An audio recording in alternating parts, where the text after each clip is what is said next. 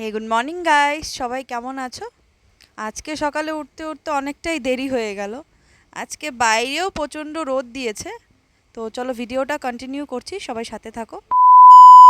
তো এই যে ঘুম থেকে উঠে সিধা স্নান করে নিলাম। এখন অ্যাকচুয়ালি পুজো দিব। তো চলো দেখা যাক। এই যে দেখো, প্রথম আমি এই তুলসী গাছে এই যে ভালো করে ধুয়ে নিচ্ছি তুলসী স্থানটা। ধুয়ে নিয়ে এই যে ঠাকুরকে এই নিচে যে ঠাকুরগুলো আছে এগুলো একটু মুছে দিচ্ছি। তা এখন আমি পুজো দিতে যাব। এই যে দেখো আজকে বাইরের পরিবেশটা এতটাই রোদ উঠেছে, মানে বলার মতো না। এমনি ওয়েদারটা ভালো, কিন্তু খুব রোদ। তো এই যে এগুলো আমাদের ঘরের ঠাকুর। এই যে এটা লক্ষ্মী ঠাকুর, এটা হচ্ছে লক্ষ্মী ঠাকুরের ঘট। এই যে এটা মনসা ঠাকুরের ঘট। এই যে ভিতরে আরও ঠাকুর আছে। এই যে দেখো লক্ষ্মী নারায়ণ ঠাকুর। এই যে, আর এই যে কচ্ছপ একটা দেখো কি সুন্দর পুচকু। আর এই যে দেখো ওপরে কালী মা আছে, হনুমান ঠাকুর আছে, সরস্বতী মা আছে। সব ধরনেরই ঠাকুর আছে আমাদের ঘরে। এই যে, তো এখন বাবার মাথায় জল ঢালছি। দেখো বাবাকে কি সুন্দর করে স্নান করিয়ে দিচ্ছি। তো এই যে বাবাকে স্নান করানো হয়ে গেল, মোটামুটি অলমোস্ট কমপ্লিট। এখন লক্ষ্মী ঠাকুরকেও স্নান করিয়ে দিব। এই যে লক্ষ্মী ঠাকুরকেও মোটামুটি স্নান করানো কমপ্লিট হয়ে গেছে। এই দেখো ড্রেসটা পরিয়ে দিলাম। এই যে এখন মালাটা পরাচ্ছি। দেখো কি সুন্দর ঠাকুরের মুখটা ফুটেছে, কি সুন্দর লাগছে। আমাদের ঠাকুরটা একটু ছোট, বাট দেখতে খুবই সুন্দর লাগে। কি ফুটেছে দেখো মুখটা। তো অলমোস্ট আমার বাকি ঠাকুরগুলো স্নান করানো হয়ে গেছে। এই যে এখন ঠাকুরের স্থানে প্রসাদ দিয়ে দিয়েছি, ফুল দিয়ে দিয়েছি। তো অলমোস্ট আমার পুজোটা শেষের দিকে, কিন্তু আরেকটু দেখানো বাকি আছে ঠাকুরকে। এই যে আমি আরেকটু ধূপকাঠি দিয়ে একটু দেখিয়ে নিচ্ছি ঠাকুরকে, সামনে মোম জ্বালিয়ে দিলাম। তো অলমোস্ট আমার ঘরের পুজো কমপ্লিট হয়ে গেছে। এখন তুলসী গাছের বাইরে পূজাটা আর কি দেওয়া বাকি আছে, তুলসী স্থানের পুজোটা দেওয়া বাকি আছে। এই যে আমার ঘরের পুজো অলমোস্ট কমপ্লিট। দেখো কি ভালো লাগছে দেখতে। এখন এই যে বাইরে চলে আসলাম। বাইরে এখন তুলসী স্থানে মোম দিব, ধূপকাঠি জ্বালাবো। আজকে শনিবার ছিল, তো রোজ শনিবার করে আমি বাইরে মোম ধূপকাঠি লাগাই। আজকে ওয়েদারটা তো ভালো আছে খুবই, কিন্তু খুবই গরম পড়েছে। মাঝে মাঝে একটু বৃষ্টি হয়, আবার মাঝে মাঝে গরম পড়ে। তো খুবই মানে অসুবিধা হয়। মাঝে মাঝে ঠান্ডা লাগে, মাঝে মাঝে এতটাই গরম লাগে আর বলার মতো না।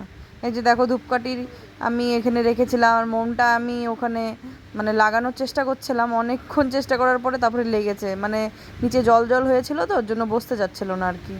তো অনেক ইসে করার পরে এই যে মোমটা বসালাম, খুব কষ্টে মষ্টে এই যে মোমটা এখন বসাবো। তো বাইরের পুজোটাও দিতে লাগবে, বাইরের পুজোটাও ওই যে আমি দিচ্ছি এখন। অলমোস্ট এই যে বাইরের পুজোটাও দেওয়া হয়ে গেছে, এখন একটু দেখাবো। যে ঠাকুরগুলোকে দেখিয়ে নিচ্ছি, একটু প্রসাদ দিচ্ছি। এই যে এখন মন্ত্র পড়ছি শনিবারে, শনি ঠাকুরের এখানে এই যে যেটা বলতে লাগে আর কি, মেনলি ওটাই বলছিলাম। তো এই যে আমার বাইরের পুজোও কমপ্লিট হয়ে গেছে অলমোস্ট। এই যে দেখো খুবই সুন্দর লাগছে এখানেও দেখতে তুলসী স্থানের পুজোটা। 1 hour later. তো এই যে পুজো কমপ্লিট আমার। এখন এই যে চুলটা মুছছিলাম আর কি ভালো করে, চুলটা ভিজে ভিজে ছিল। তো এই যে এমনি তো এত টানের দিন, এখন একটু স্কিন কেয়ার করবো আর কি। মুখে কিছু দিতে হবে, নাহলে মুখটা একটু কেমন করছিল। তো এই যে আমি নর্মালি গরমের দিনে এই সানস্ক্রিনটাই ইউজ করি, লোটাসের, খুবই ভালো। তো এটাই এখন দিব। জানো তো গরমের দিনেই একটা প্রবলেম, মুখে কিছু দিতেও ইচ্ছা করে না, দিলেও ঘেমে যাচ্ছি, আর না দিলেও মুখটা কীরকম চিটচিরা হয়ে যাচ্ছে। মানে একে তো ঘামছি, আবার একে না দিলে কেমন যেন একটু লাগছে। তো এখন বাধ্যতামূলক আমার দিতেই হচ্ছে, কিছু না কিছু তো ইউজ করতেই হবে না বলো, না হলে তো স্কিনটাও ইসে হয়ে যাবে, খারাপ হয়ে যাবে আর কি।